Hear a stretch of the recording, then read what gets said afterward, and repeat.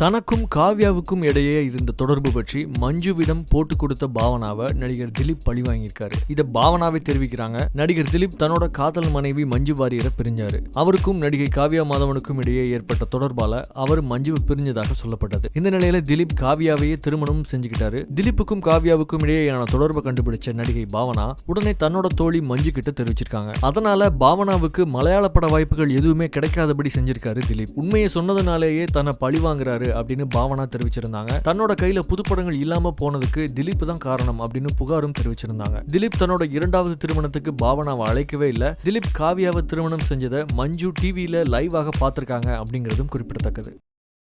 வடிவேல் அண்ணா இந்த படத்துல இல்லைன்னா நான் கண்டிப்பா இந்த படம் பண்ணியிருக்க மாட்டேன். ஏன்னா அவர் ஒருத்தர் தான் படம் பண்ணிட்டு இருக்கும்போது இந்த படம் ரிலீஸ் ஆகுமா இல்ல இந்த வேற படத்தோட பிரச்சனைனால இந்த படம் நின்றுடுமான்ற பயத்திலேயே பாதி ப்ராஜெக்ட் வந்து போயிட்டு இருக்கு.